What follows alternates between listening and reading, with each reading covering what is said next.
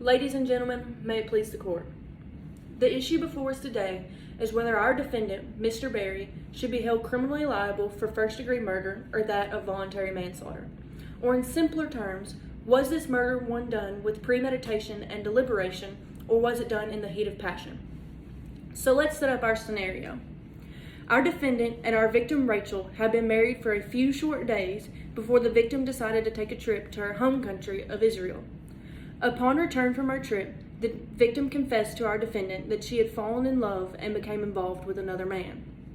In the 2 short weeks leading up to her murder, the relationship between our victim and defendant became extremely volatile because of this issue. So much so that at one point during this 2 weeks, that Mr. Berry even choked our victim into unconsciousness, to which she had to be transported to the hospital. This is evidence that Mr. Berry has already exhibited violent tendencies towards our victim. Now let's fast forward to the evening of the murder. On this evening, the defendant had already been sitting alone in the apartment for hours.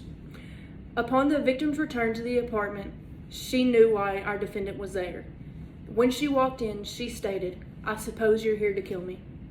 To which the defendant responded back, "Yes." The defendant had been alone in the apartment for several hours, ample enough time to think about what he was going to do, which is why when the victim asked if he was going to kill her, he responded, "Yes." Then our defendant began to go back and forth between what he wanted to do. Yes, no, yes, I came here to talk.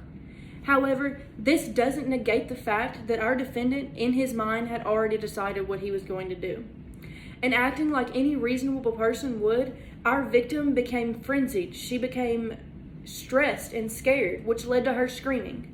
And upon her screaming, the defendant grabbed her and tried to stop her. However, this didn't work, so he grabbed a telephone cord and proceeded to strangle our victim. Now let's look at the definition of premeditation.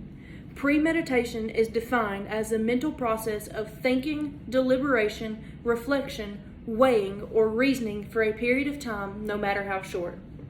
There is no set period of time that constitutes deliberation. It can happen in a second, hours, days, months. There's really no period of time.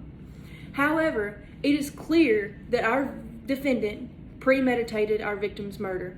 He had time to sit there and think, while he was in the apartment alone, that yes, I am going to kill Rachel, which is why when initially asked, he responded, yes, he was there to kill her. Now the defense may try to argue that this was a killing done in the heat of passion, that this passion was a result of a long course of provocatory conduct on part of our victim. Now what exactly is defined as the heat of passion? A heat of passion must be such passion as would naturally be aroused in the mind of an ordinarily reasonable person under the given circumstances.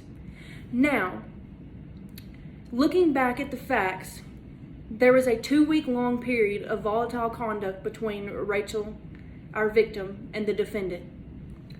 Would this conduct be that so much so that an ordinarily reasonable person would decide, because someone is screaming, that they need to strangle them, that they need to kill them? If we conclude that the heat of passion was incurred over the 2 weeks and that the final provocation was Rachel simply screaming because she was scared, what type of implications would this have? This conclusion would provide that anyone undergoing marital issues regarding infidelity could use this as a scapegoat to first-degree murder charges when there is clearly premeditation. So, it is up to you to decide that there was premeditation leading up to this murder. That the defendant, Mr. Berry, had clearly in his mind decided that he was going to take the life of our victim. Looking at the facts, this evidence is clear. He was alone in the apartment for hours. He initially responded to Rachel's statement that yes, he was going to kill her.